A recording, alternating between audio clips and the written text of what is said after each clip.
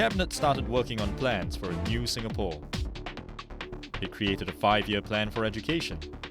The plan placed equal emphasis on all the 4 streams of education: Malay, Chinese, Tamil and English, and concentrated on mathematics and science.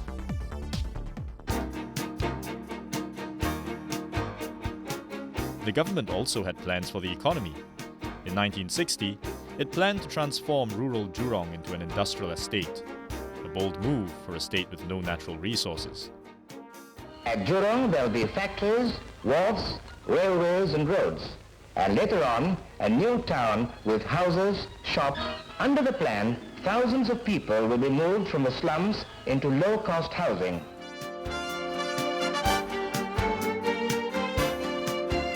But the government's investments in Jurong paid off. In 1965, Mobil Refinery opened its doors in Jurong.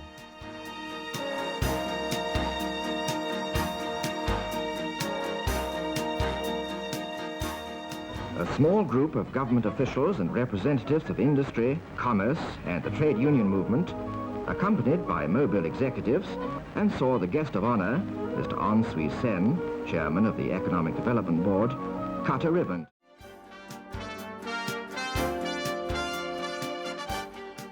What Singapore did have was location, location, location. The advent of jet airliners in the 1950s created more air traffic. Singapore's position at the crossroads of major trade routes resulted in its airport at Paya Lebar seeing more and more passengers. So in 1961, the young Di-Pertuan Negara, Yusof bin Ishak, opened the extended runway and additional passenger terminal.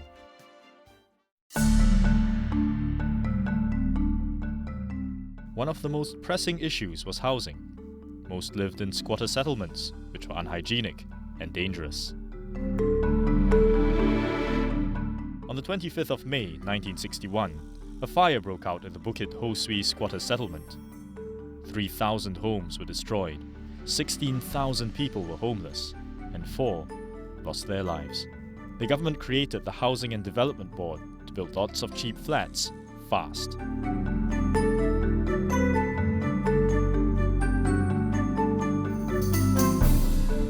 Some people were reluctant to move into their flats, others excited at the thought of running water and proper sanitation.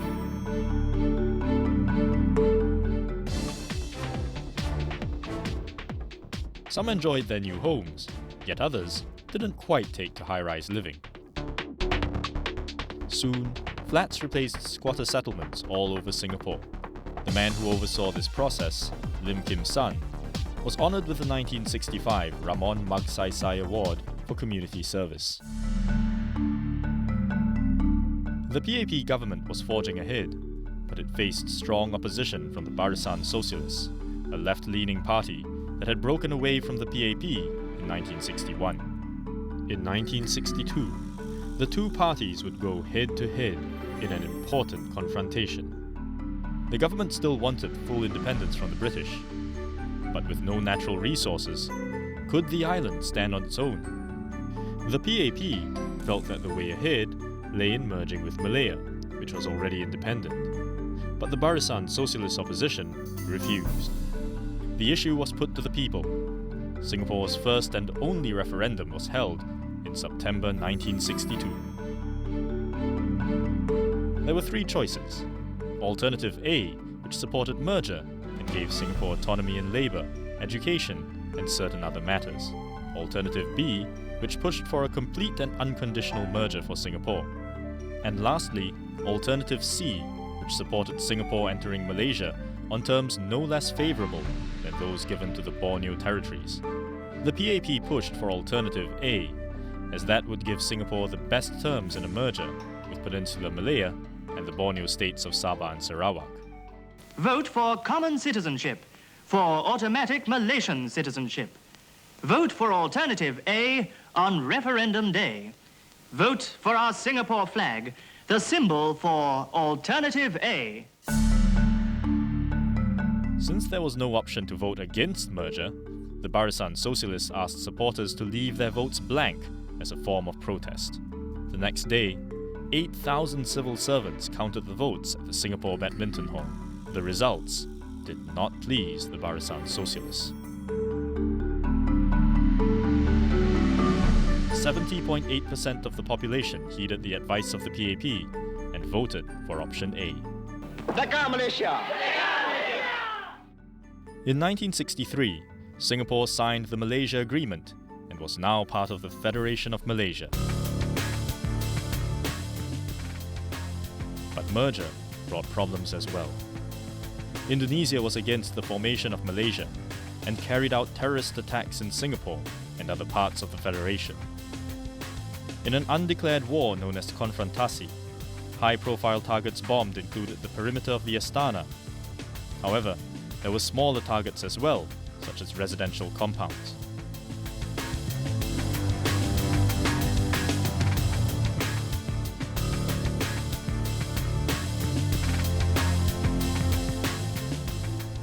Singapore also continued to face racial tensions.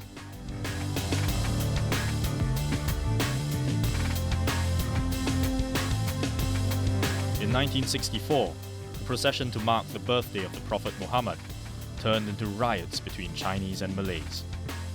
36 people were killed and over 500 injured. Before the general election, Lee Kuan Yew visited the constituencies. 宜春区是为了小事情了，小问题。 Nasib rakyat mesti selalu jaga. 國家無穩定，咱的經濟無發展，經濟制度是無發展。 Some opposed his policies, and once he was almost pushed into a monsoon drain. Still, Lee Kuan Yew persevered undeterred. Many tours started early in the morning and ended late at night. In fact, the longest tour, held in Sembawang, lasted 18 hours.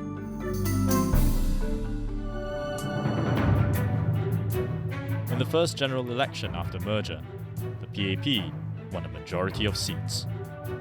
In 1963, Lee Kuan Yew became Prime Minister again. Stand by VTR to roll tape for Conde 1.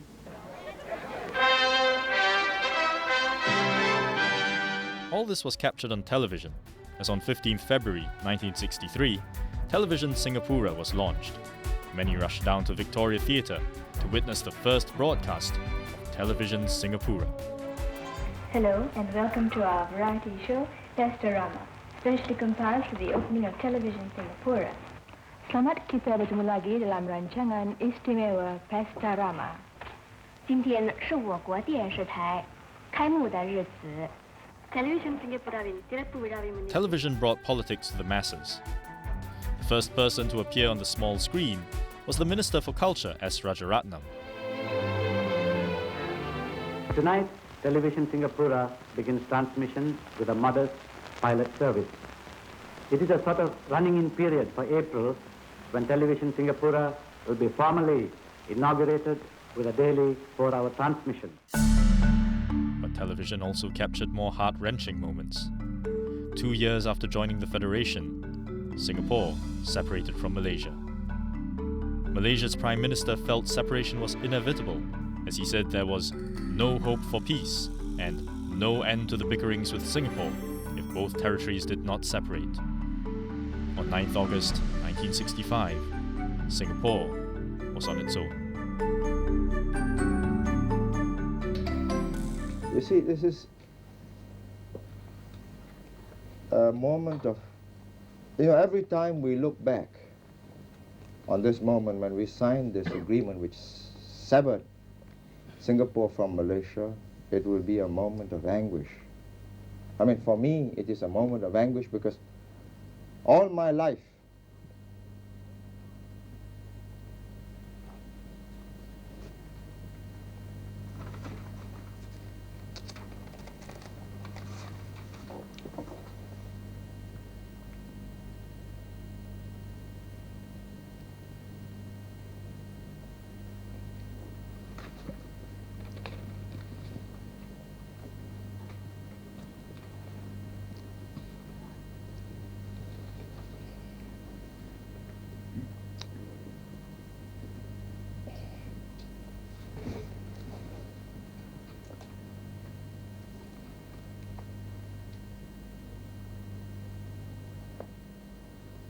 you see, the whole of my adult life,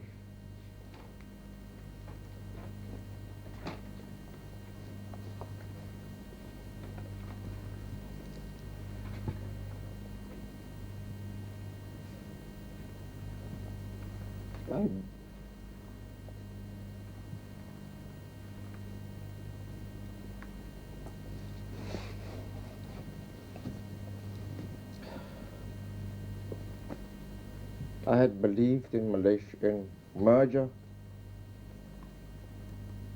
and the unity of these two territories. You know, as a people connected by geography, economics, and ties of kinship,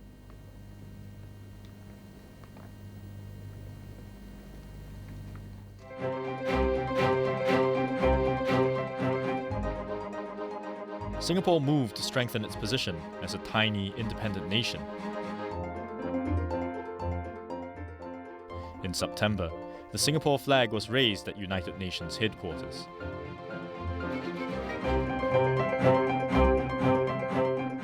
To build an army, the National Service Amendment Bill was passed on the 14th of March, 1967.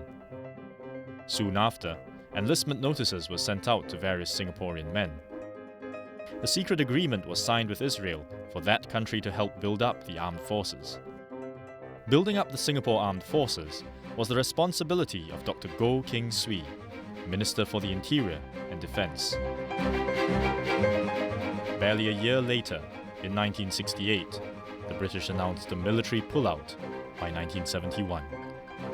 The nation had just 3 years to stand on its own.